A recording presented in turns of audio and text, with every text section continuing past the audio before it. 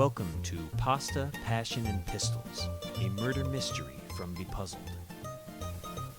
Buongiorno, my name is Antonio Telestori. We are here in Little Italy at La Speranza, one of New York City's most renowned Italian eateries. The restaurant sits on a quiet tree-lined street and usually has a peaceable clientele. 4 nights ago, however, it was the scene of a murder. Sometime between 1 and 2 a.m., La Speranza's owner, Giuseppe Pepperoni, was shot in the back and killed. Pepe was 52 years old, a friendly man who always had a smile on his face and a joke to tell. This story begins 25 years ago back in Italy. It is the tragic tale of 2 brothers, Pepe and Rocco Scarfazzi. They were identical twins and as close as 2 brothers could be.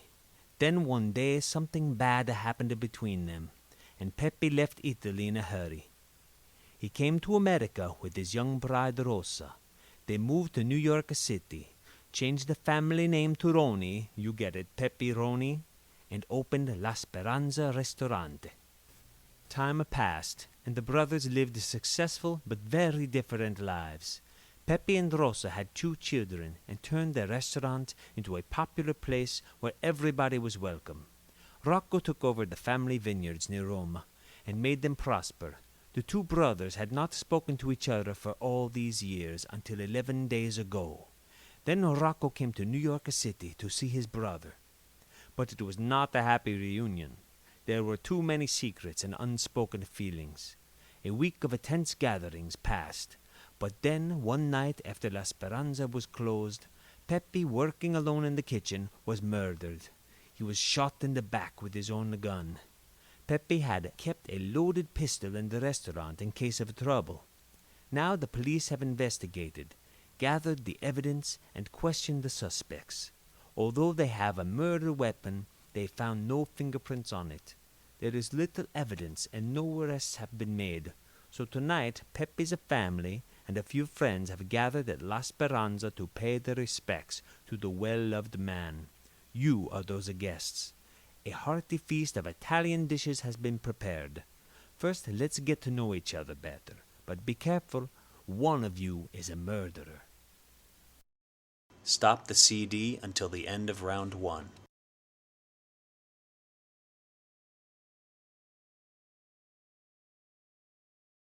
Welcome back. Listening to each of you tell your story and defend your innocence has been an enlightening experience. I have taken many notes, so let me see if I got it all straight. Tiramisu, you could be in a lot of trouble, giving the police a phony alibi for the time of Pepe's murder and paying Angel $5,000 to lie for you. That old boyfriend must be something very special. So maybe he'll buy you a new set of diamond earrings since you seem to have lost yours. Although we do know where one of them turned up, don't we, Tara? No need to worry about your fiancé, Rocco Scarfazzi, getting jealous over the boyfriend. He has had enough of problems on his mind. All of those loose ends to tie up before he succumbs to his fatal illness. Less than 1 year to live, as the doctors say. So let's see. He has got to get married, become a father, find a successor to his business, and attend the funeral of his brother. So much to do and so little time. Mama Rosa, your pasta is to die for, but it seems you've been heating up more than the kitchen stove. I guess the way Pepe treated you all these years, it's no wonder you might seek the comfort of Rocco's arms. But you are not the only one with the hot lips. Your daughter Angel and her beau have been like 2 puppies, in love. And as Angel says, they can't keep their hands off each other. They were driving poor Pepe crazy, and speaking of driving, I hope you are not illegally parked in front of the restaurant again, Angel. That was a costly mistake, for more reasons than one. Beau, threatening your future father-in-law was no way to start off your courtship with Angel. Telling Pepe it's you who should be willing to die was definitely not going to put you in the family's good graces. And speaking of graces, Father Alfredo, You seem to have tread a very fine line to stay in the good graces of both Peppy and Rocco since your arrival in New York. Clairvoyant, you seem to see all, but your clients appear to lack faith in you. Is there more behind what you say you see? Marco, the future World Cup soccer player. I can see it in your eyes. Too bad your papa couldn't.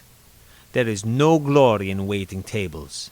I say if a man has a dream, go for it, no matter what the obstacles are. But then again, Marco, maybe you did. Mamma mia, it is getting to be a good story. Let's carry on. Stop the CD until the end of round 2.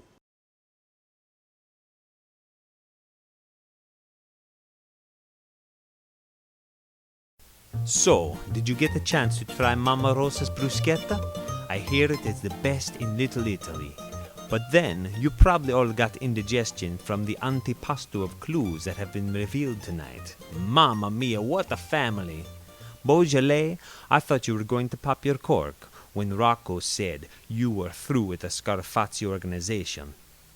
If I recall, they have a very short pension plan. Angel's future inheritance is looking better and better. You should get that ring on her finger quickly, before she changes her mind. Angel appears to be more interested in an extortion ring than a wedding ring. She has certainly gone to a lot of trouble to impress Uncle Rocco.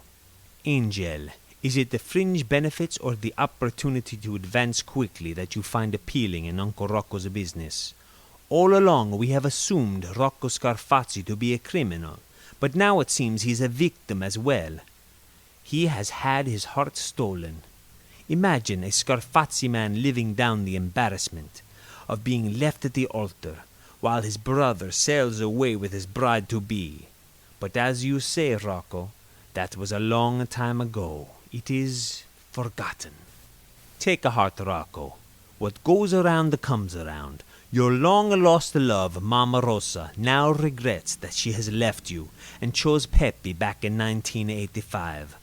Her warm feelings have rekindled, and as luck would have it, Mamma Rosa has secretly purchased a house back in Italy and is planning to move there.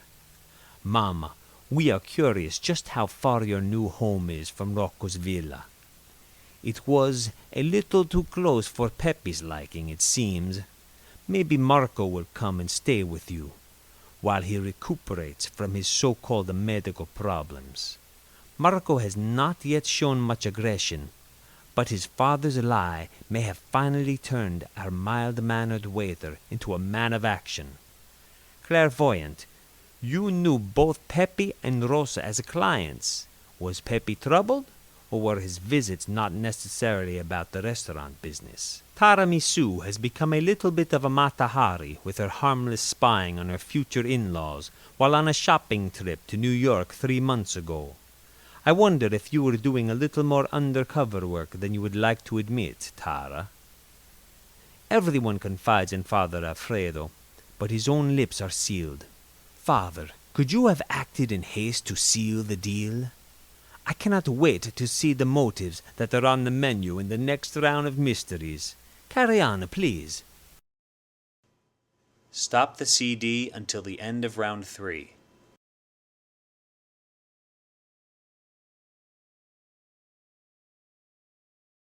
Well, all of you had the motive and the opportunity to kill Pepperoni. There is only one murderer, though. That person is Beaujolais. He killed Pepperoni, but not for the reasons you might think.